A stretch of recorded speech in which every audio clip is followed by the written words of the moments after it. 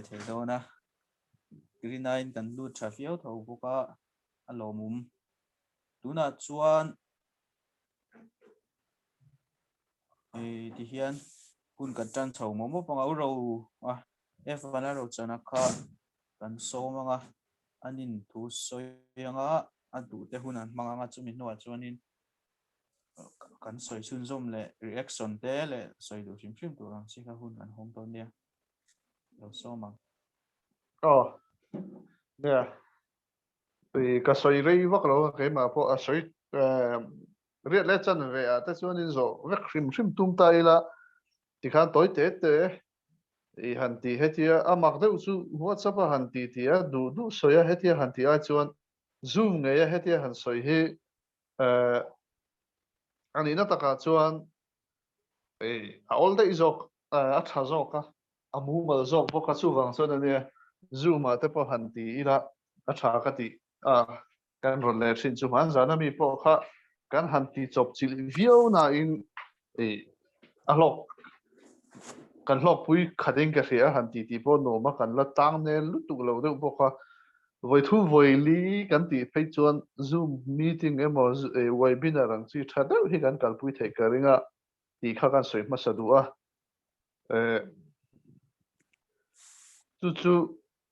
chu wang chuan ti hian kan han ti le ani a tuna po thu tối te a san pa chuan kan bu sai lu tu lo a thu tối rei vak lo chau kha soi ka tum ma khan soi du chu ne mizo book club kan hanin tia le khasiar te kan te loman te kan anin siama ti chuan tuna po mai le khasiar ko nga po mi tam takin tran lak thamna te kan han hriat te hianin alo mom hle in ka khia mizo le khabu suak le sap trong le khabu suak khan siar ko nga te po ma kan son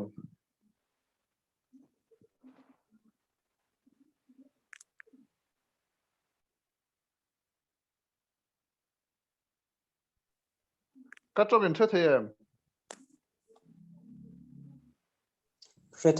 thế chứ Ipon ta kan theya ya chu kan soyang khan mizo le khabu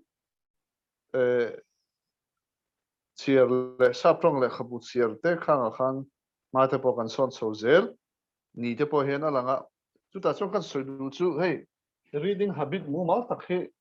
nei hi a thakopin ka ria chu tirnan ni khata kan ti tu dang kan ti a hun all kan nei hun all kan nei a piang a chiar hi tha chu ti ro chon enge moni chon hun all nei ni alo hi thilom the ni don hi thilom the chu wa chu hun all kan nei manglo tak nial don alan pon ni khata minute som thum tal le khatiar hi habit nei a practice a thakopin ka ria mi zo thalai ten tam taka chuan phone kan han khoya kan phone khoi na tam tak hi kan seve ka zep thu cheng lo chu ti takin na tangkai lo wa chen chon game chan khela chen chon online na social media vela thil han ti na tele han ula kan social media khover sim kan social media environment te hi toxic em to maya trong kam chepui a midang wa in ti na te la thil dang tam tak he oma tin mi then kha chu thu han post sa pi an mani timeline na post ba ka group of veran post sa mi si sang kha tianga ti thin te post thin te chu soi tur kan hri ang chung mi te thu wa share comment in nel reng na hun man ti om hun khoral hi om theni chu thil thalu tu khia lo ni vak lem lo wa chu wa chu social media sim hriwa po tu te nge kan follow tu thu nge kan ngai chan ti a hi kan missing follow te le kan time limit in siam hi lo thakop maya ke phe chu Facebook group phe chu kan lu to ai mi lo wa nin chu mi a chuan thil thleng o man thi ni chuan ka wa check ve ti lo hi chu kan lu lem lo wa chu kan soi ve sim du wa tin jana kan soi tu chu ke ma real ru po chok le mi experience kan le khabu testimony ni meng chu khang deuh kha kan han soi tu ve chu ni deuh sim ma competitive tun ma tang le kha he ka chiar deuh char sim ma ruan tlanga kan om lai sanga ja ko som ko pakhat ko ni ko thum chawa po kan mu phak kan ban phak hi kasiara ron tlang pastor ko tar si tlanga omani athanga hian thang loi ten oma kan nu terwa chu ni ma se mi zong zong in kuloi an ti wa hian kuloi kan ti ve maya Sherlock Holmes bu te le kha bu rang khan ne ya no pang le kha chiar thiar tim kha tir kha ne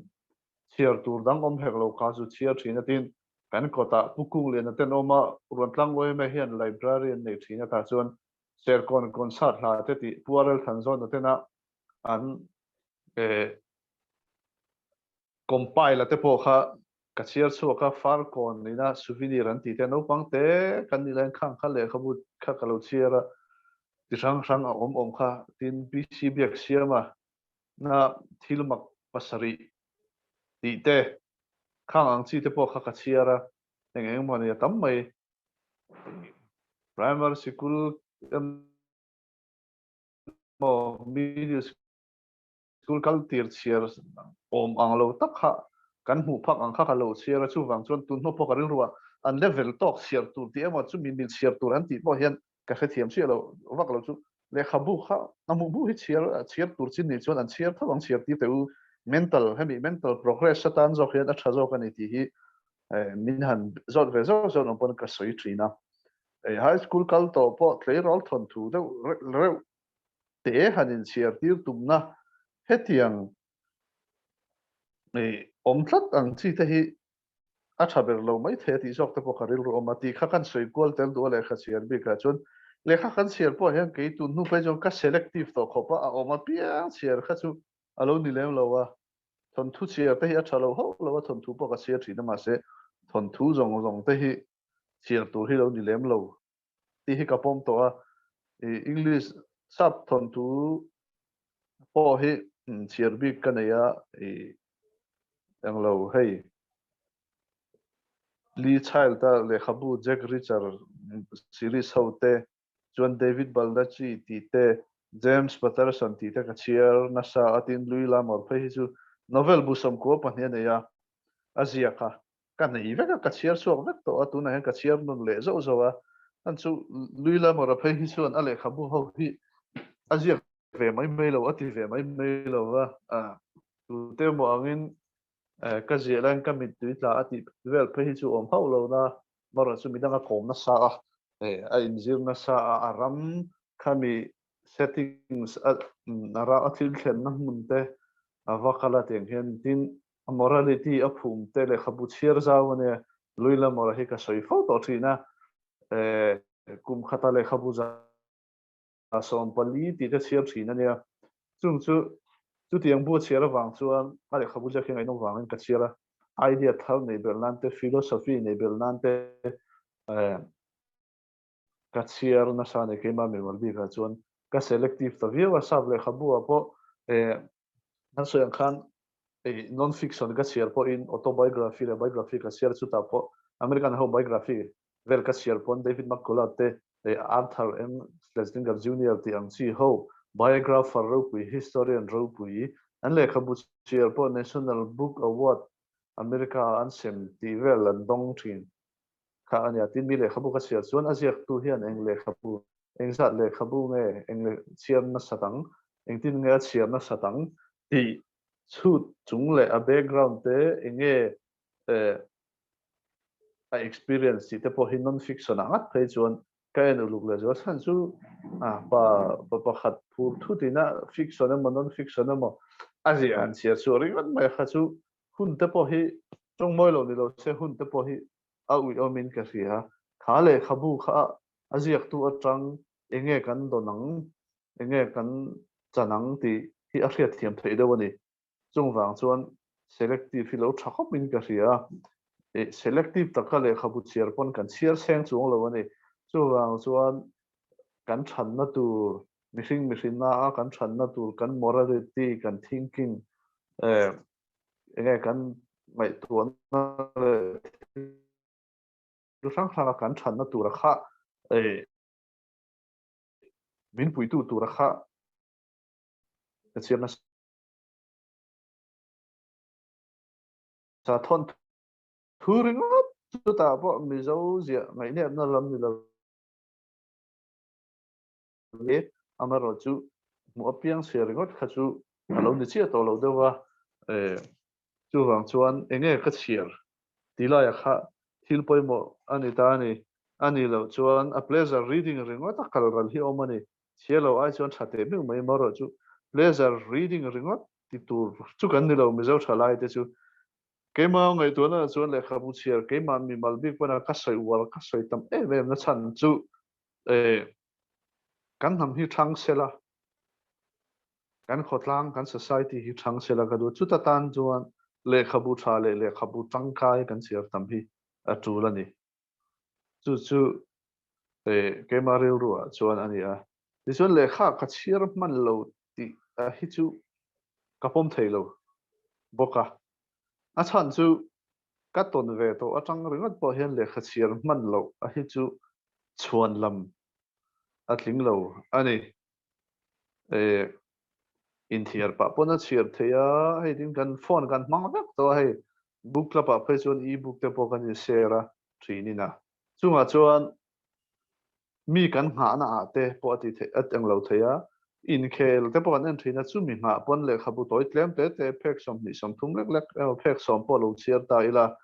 chung chu chiar na huna te khan a man thei zo khani chu tiang chuan le kha chiar hi hun lo yom thei lo hun hi ka man lo ve ti hi thei lo office na kan thok ani pon ni lenga office na tho tu rom lo ani phone kan khoi te ai te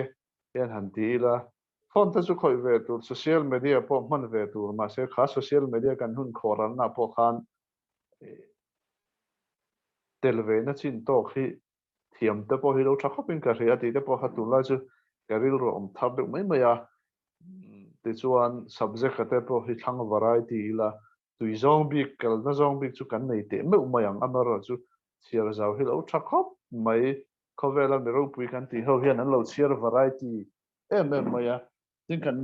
tapa member tam zo hi chu li frei chara tui pa ngai le azia poziak ve thin am ni a aziak ve thin te tan phei chuan chiar variety hi lo ngai khop mai ti te po kha kal ril ro ma poetry bu te po hi chiar tu ani kan ti thina poetry bu po mi zo poetry bu chu kha indu saka le in chiar sak tu te po ani chu ti rol chuan khovel ina poetry angai san classical ani emo modern ani emo chunga po chuan khovel a lang sar pha ang chi hi chiar tu mi la chiar thei vek chiar thiam vek chin kan nia Amazon atang pon acha theya akin dilang pon a lei the Kindle book e-book ang chi po khan a lei theya phone a po hian Kindle reader download ila tiang chuan ati theya kan enge keima ni huam chin hau chin kan tel ve na kan keima ni ina kan phak bak chin a hit ti zo zel tur ani ti te kha keima ina moni tin ka in challenge na ania le khabu chuak thar po a tha theyang ber hi chiar zel po tumila a lui kan lat nei lo po chiarila mizo le khabu te po hlut sak tur maro chu le khabu tha quality om theinan le khabu tha hi sei war zorida tiang te po kha kan soi thei ni ta sela kan soi hobanga soi ve du emo tin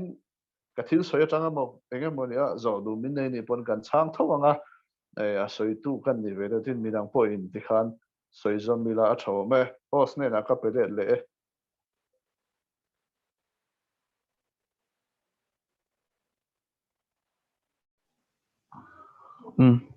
a hriat thei ang chumo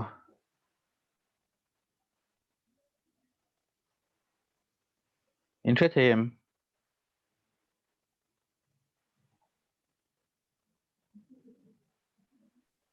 hriat thei ole kan hriat thei alo mom nia uro chana nga ron soi chau maya kan soi chun zo nga kan du zong le khabu suggestion ang chi te po hi an thin tai la soi thin tai la a tha khopin ka hria a keima chuan le khabu han soi bel chak lo mai ka nei chu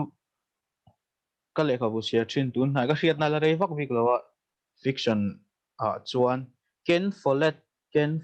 thin se to lo mai the na se la se vak lo po om thei tho mai theya ken follett thi lo chiar ve chin tau la ka du khop mai gan la chiar vak lo ni chot ke ai lo chiar na sa to lo chiar char to kan no po no mai theya kan la she vak lo ni chon ken follett thi chiar novel fiction huang chung a chuan in a tun lai a chuan a tha deuh ve remo ka ti mai mai a chan chu historical fiction a ziak na sa a Fall of the Giant ti te Winter of the World ti ang chi te Indo pui pakhat na le khalai Indo pui pakhat na chho te a vo ruak ron chhuah chho dan te Indo pui pahnih na te a hnuah Cold War chho thlengin hemi big hemi series big he chu Winter of the World live the Fall of the Giant ti te heng ho series ho hi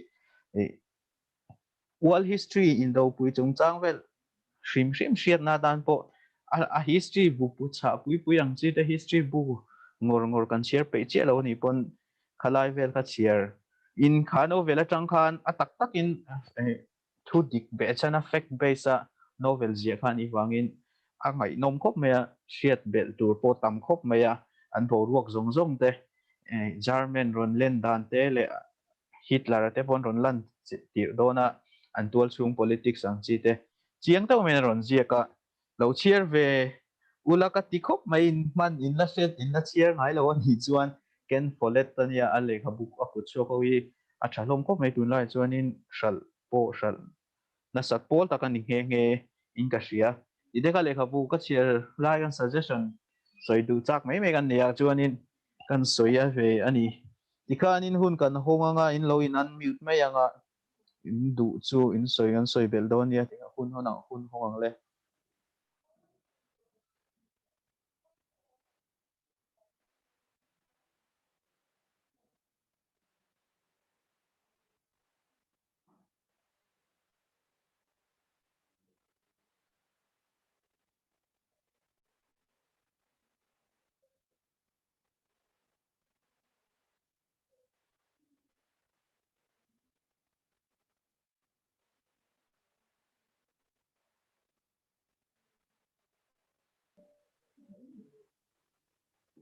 tunge soyang le khabu chungchang ti tuna kan soyang deuh khan le khabu kan share kan le khabu testimony emo le khabu kan writer du theuh hi share ve teuh lo share ve teuh ti ang chi suggestion hanin shil na turang chi boka tiang ang du tan pokhan in hun a thowa khatiang chi te poka soi teyang soi teuh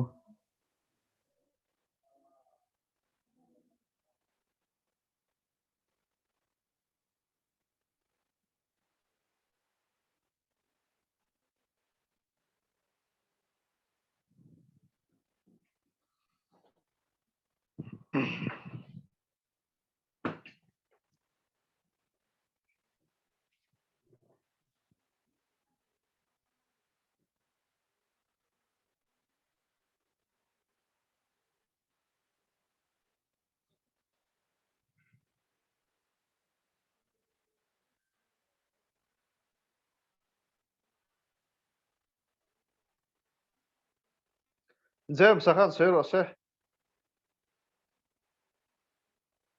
karon soi chut job le ang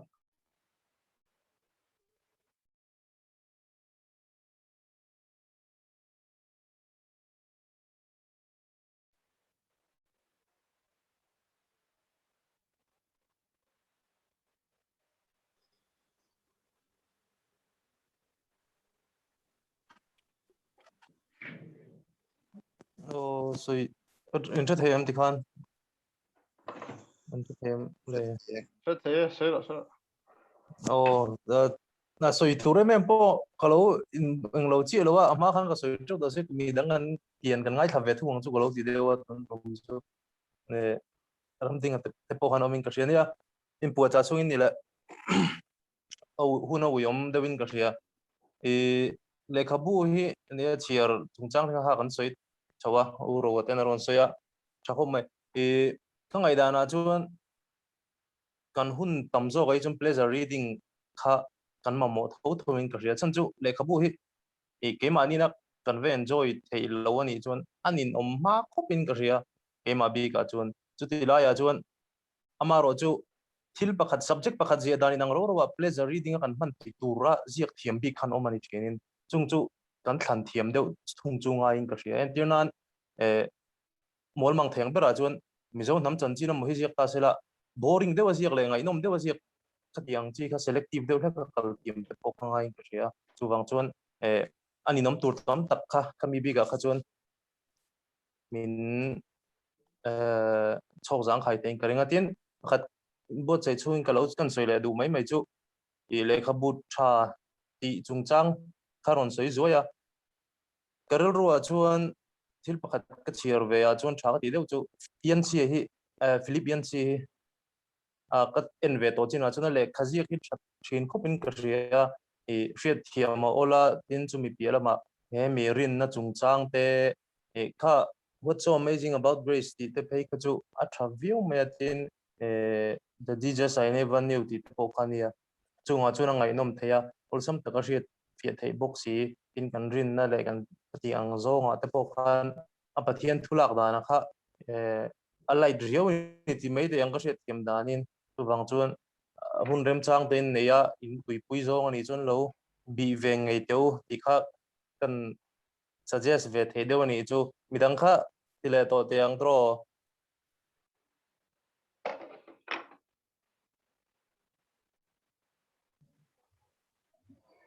đúng nghe soi liang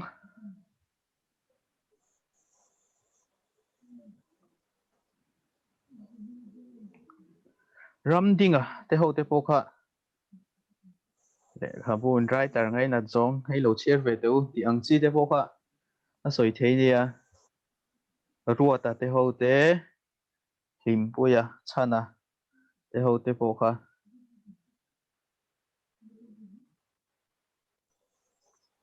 cái chỗ này sẽ thì em sẽ thế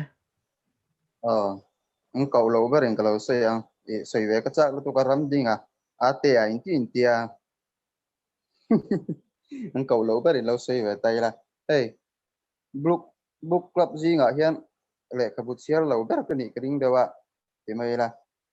cái share lâu chân chú và khá đã chuan cái tệ sĩ cái mù lâu lúc tôi cái lệ cái bút share đủ anh chị cái share chắc rồi kan ti mai don ne khati ang ka hmula chan chu tuna hen kan om na hi akil khor khop me mi zo ma po akil khor berang ji han kan oma chu tiang man tang chon du le ka bu han han seleka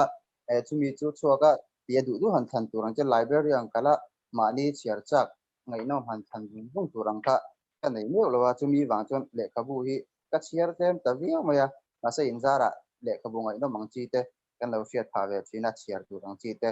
enga mani ko chon khang te kan dap ve china lo ko ti viwa e group khata kan nom howi ka chor veo mai zo ni chu jong ka soi ve du chu le khabu hi engting ngai chia chin ka selawa ka ma mi khana soya play zaratan kan ti kai ma chuan tun ma hian ti dan deu bi khi kan nei teng ka ti ani khum chawa tang khan mu mal dewa chiar dan jon ve tai la ka hello ô cần sẽ thế soi rồi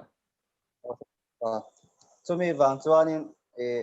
le khabu chiar sot dan te hey uro chana na soi china le khabu kum khata chiar tam ti je be 100 book in a year ang chi te an ware men ta mi sanang derin khati ang ti buikin tum na wang sim po kha adianga ka hun hi le khabu chiar na om je nei dewa han do han de ka du thina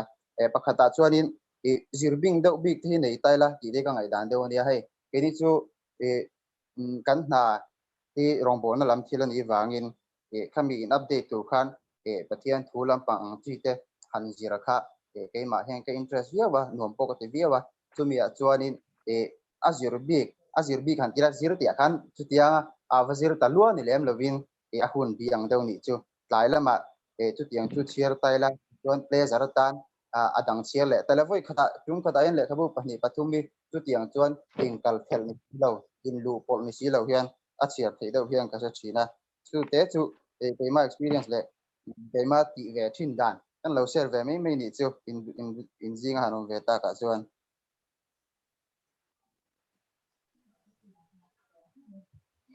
lỗ mồm lẽ mày rùa ta khá này ăn khoa cho nên lệ khá bút xe nó sắp về anh ấy mấy thế nhỉ ăn khoa cho nó cái nào cái lăng treo thì khá này đăng phố khá ở sợi biệt dễ tay là đúng nghe sợi liang lo in ngai to ula kan lo soi le nga ne ru ta soi cả soi đều thuốc thôi này chứ nàoนี่ข้าตาหุ่นอินเสียมที่แต่ข้ากันสอยจุดนั้นส่วนพอยหมดแล้วจู่เนี่ยอีสิร์บิงเดี๋ยวค่ะกูไม่น่าพอให้ทูวางไล่เนี่ยแต่ก็ลำบินหันจันทีระมิจฉาตัวเฮียนฟิโลโซฟีเกี่ยนักการมาหมดทั้งเล่นกับเกี่ยตะวางอินโลเชียร์เวเจ้าไม่เทวางไล่เนี่ยแต่พอปลาโตแต่โซเครตส์ที่แต่พอกันเสียกตัวอริสโตเติลแต่กันลำฮับบ้าค่ะรีลส่วนสโตอิกฟิโลโซฟีที่แต่พอกันเสียกตัวที่ห้ามฟิโลโซฟีและเทโอโลจีที่แต่กันใส่ตัวมันสุดที่ขันอินทูร์บิงน่าบิกที่ไหนล่ะกูมีน่าให้มีลำ subject บิกที่กัดยังอัดยังมาเสจู่ๆสุดเชียร์ตัวจู่นี่จวงเข้าแล้ววันนี้pleasure reading หันที่ขันเนี่ยมีเช่นขัดตานส่วนมีเช่นขัดที่น่า hard reading อันไหนที่มีเช่นขัดตานส่วน pleasure reading อันนี้ทั่วนี่จู่ว่าส่วนข้าไล่ขับไปหมดชินเชียงไงไล่นี่ก็เสีย hard reading อ่ะขัดตุยปุยตักส่วนอันนู้นส่วน pleasure reading อันนี้เท่านี่กันเรียนภาษาฟันเอามันเฮียนที่ novel หิ้งไงโนมาติเล่ทัดโลวะอาชีพเทเด็กขบุเชียร์นะสาวเนี่ยสเตฟานเอามันเฮมารอจู่เจตันบักบักฮิจู่ fiction ฮิเชียร์ชอบไปเล่ทัดโลวะnon fiction เชียร์จีอันเนี่ยเด็กขบุแต่อิเชียร์ตัวเอ็มจู่จ่าตัวเอ็มแต่อรันเตียนี่เป็นกันนินหันใส่ดูจู่จู่มีไงน้ำตีแต่ไงน้ำจ้องกันจ่าเวทีเองแต่กันเตียเตียงขันfiction หิ้งไงโนมาติลุตุกโลเดียวอาตานชวนมีตั้งแต่กิน pleasure reading อันนี้ค่ะ hard reading อันนี้เวลเขาสีที่นั่นนี่จู่อามาเราจู่กันสวยขันข้าไล่ขันทิวที่เซมรัวที่มาไงนี่การขัดลุตุกทิวเสียแต่พอข้าชะลวะsecular เลยครับพูดเลย theology แต่เสียร์ก็พอแต่นี่สินะกันสวยขันกัน knowledge อะที่กิลที่ที่ที่ปุ่นตุ้มตัวนี่จู่อันที่นั้น autobiography ที่แต่พอที่เสียร์ตั้มเรื่องแต่พอช้า music ละมาอินตัวอย่าง big impression worship music อันตัวอย่างนี้ส่วนมันเนี่ยพอOM มาจังOM มาจังอินโดนมวยอันแต่พอกันเลยอะ autobiography ที่ขันทิวดังพอดิน cover ละsocial media เลยอินเทอร์เน็ตเลย social media มินลัวนักสัตว์ตักมาฟังอิน cover ทำครั้งเลยสับพบเป็นโลจิสติกส์ social media อินะกันปะเทียนเบียกด้านห้องด้านที่พูดแต่ social charge ที่แต่พอหิกมันนี่ปนกันเลยนี่จะมีการสื่อสารสองสุดที่ขันแค่มานี่น้ำมินคอยกันนุนมินคอยทิลข้างแต่พอข้าวัดเชียร์แต่ละว่าอินอัปเดตเจลมินันโลจิสติกส์ตัวจู่งแต่จู่ว่าอินอัปเดตเจลแต่มอลิเทอเรเจอร์ล้ำกันโลตัวนี้พออินสวยแต่ไม่ได้ละที่นั้นทิลเสพวัดชัวแต่เซลียตีแรงเราเดือดตุนไล่ทาร์มิทาร์เดือดแต่มอ English literature เนี่ยมอ American literature เนี่ยมอ Indian literature พอที่ contemporary writer โซ่ว่าเขียนเวทแต่ที่นั้นที่ทุกอย่างสิ่งกันนี่เพื่อชวนกัน skills อัปเกรดนั่นตัวรินเสียตัวทั้งหมดนี่ขันสวยไม่ถึงบีกันจนสเตฟานคิงนะ on writing อ่ะที่ autobiography นี่ป่ะทุกอย่างมาสอนนั่นที่อาเซียนแต่ขัดยังไงแต่พวกเขาเสียแต่ละการแต่พวกอาจารย์นี่ข้างข้าแต่พวกเขากันรุนเจ็บเลยอันนี้จู่เลยใส่จงไปเลยตัวรู้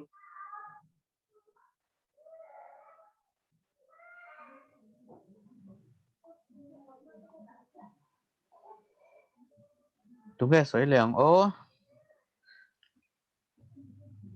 sấy tiểu chăn là tiểu hậu tiểu bố hơn là sấy lâu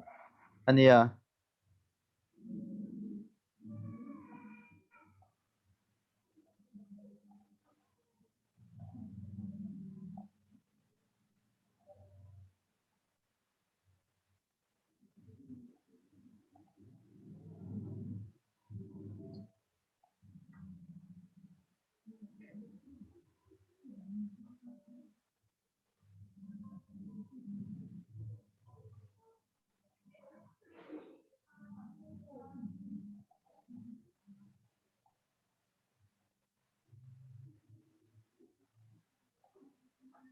đâu ngày tuổi là nói ngày tuổi xuống in mà nhiều khán writer thar thì là thar đâu writer mel riat thar kania mani lo ka khan i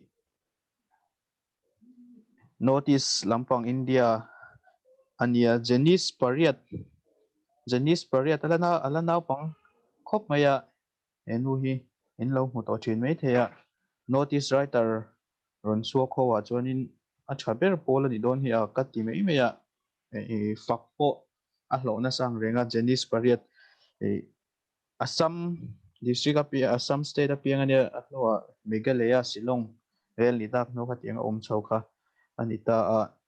Janice Pariat boat on the land tite seahorse tite the nine jump bird hat tite asiaka mania ai hanai theme the hanala kan pui emi lekha bu hi ka hoa the nine jump bird hat ti kha angai nom reu khop me novel ji dan po kha mi pakhatina narrator pakhat chau om ni lo khan mi sang ina mei se pakhat nenan chanchin an ton danang jen te anin ton thiat danang chi ti sang an narrate na khania a thareu khok me English thiam phian le hala hi notice lampang ang chia chuanin a chuak thaber pol ani ka ringa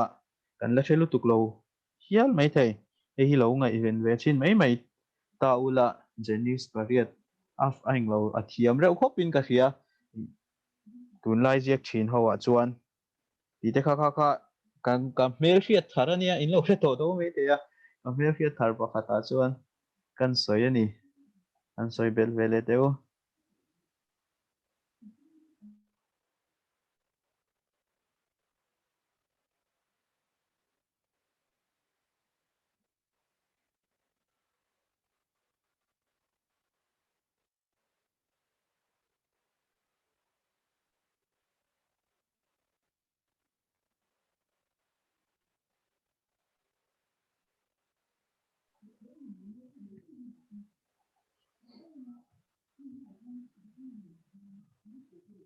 kan soi vak lom don to lo ami le kan ti to nai mai don ami nghe kan ngai khát tổ mấy rồi apoi vak lo ya rei lo te ti se bila ngai a kan nei mai ang nia til ngai dan an soi da til an soi chho hi har sa thina camera ma tak pe chuanin i than lo chan zam du ve ang reng kop maya next a chuan a paper ang der kan ti to don ne mu mal te vin nia presentation ang chi deute ina ti thenga next a chuanin thatewin rinain zanin po kan om tha a lomom lein ka hria chuanin zatlai kan soi kha kan ti to ma login competition chungchang kha i lo ti cheu tum tai la lekha bu chiar pa ka khan mi dang te ne na lekha bu chiar tura fuina awareness ang chi dewatan kha kan lekha bu chiar hrim kha Facebook emo social media lang sar te une ka update chin tai la chu kan share zo to thu an comment emo review chiam ang kha kan du chona theya ma ro chu ka tin kan ril ru alang lem lo ani pon chu ka share ra ngai dom khop mai ti ang chi lek ang chi te po kha toi te ang chi kha ti ti hlom tai la khami kha ti tel tai la ti kha nia kan competition na khan khami kha ti tai la chuanin lo mana poisa le citation ang chi te po kha lo siam thei tu ra ngai tai la in ti theinan hrim po citation te po kan siam ang chu ikhan kan kha lo ti theu tum tai la thang kan du to do na nga kin la kalau soi o tiếng à thì mấy là lo soi ro thil in lo đâu page ni chung lo karil ruam jok chu tiam meeting nei zo zo ge zoom meeting ma hanin kom zo zo hi a thamang e o ti na chen ka nei dewa chan chu i khati ganin kom khom ta wa han khon khan deu amo enge mo thil ro pui tak ma soi chu her lam pha ani che lo hin kria ti anga life kan han ti te ke mani duna an whatsapp group agar mi zo bu ka pamo kan kal chho zel dan tu te kham shim po tu na iron soi zo chi ang te po kha hanin hriat tir nan khana thar riau in ka ria tin chumi pialama hei voin tlai a khan uro te nen hian kan lo soi howa eng next topic turang te polo ni ta sela an tulin ti lo chu nangai chung lo karil ro lo mai me chu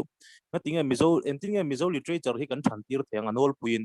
ti la ya te po ngai tu ngai kan ria ngatinga voin tlaya kan soi chu criticism chungchang po kan han soya i critic tha te bo kan nei le thelo eng hinge kan har san eng hinge kan mutan tun ma Peter lian James do khu maron khin aron vok thak na chungchang te bo kan soya chu da chu na writer zok hian ril ru kan ti zawle zualanga yam writer zok mo phurna hi he ai hian kanin hon zaw ngai lo mo ti chungchang te bo kan soya hang te bo ngai tu na te po an ti zaw nan dewo mo lo man te thei chu na thavia in karinga chung te chu na kinal anek sa te chuan han soi ho te po rem chan chuan ti la ya kha ru lo mai mai ni chung chu kan soi le mai mai ni chu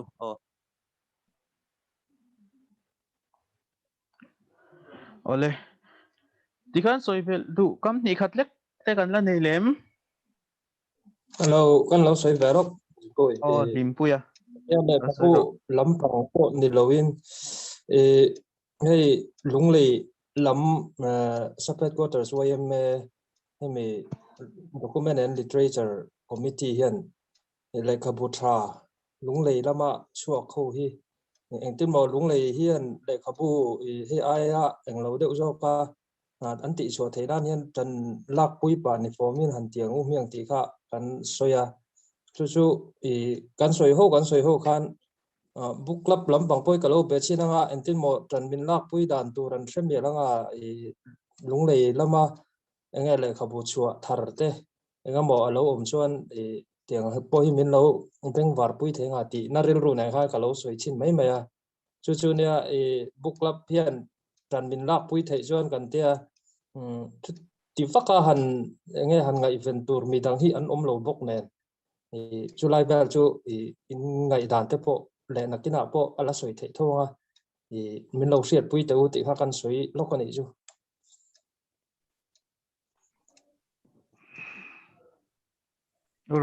euro wa kha soi vel nok tur ne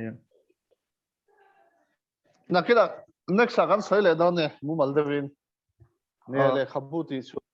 ngai na tam na tu te ti te James sa soyang chi hawa te po khanen ani vek ta ni nia malak na tur kan nga khop ya kumti ra khanin awat ni zo bu ko wat kan ti ang ji te po kha poisa kan thau kho manga kan that kan le kha bu thati te lo man te po kan peang te kha kan tia khang te po kha kan la hrehlom turangai tai la khami pa ka kan malak tu sang sang te om verenga pol enge moni dewa nung de kal kal vut ni lem lo zoi mu steady dewa kal ang tur khani na ti thei do na ni china limpui lo soi te po kha kan ngai tu chung zom chonga lunglei lam son khong ai tha khop mai tun phalama writer thatak tak nei thin si kha nge an thana thu deuh tlat maya i zong te po khan ai tu na te po kan senga kan soi ho le don ya ti khan soi bel tu te kan nei lem lo chuan an meeting chu kan top to nia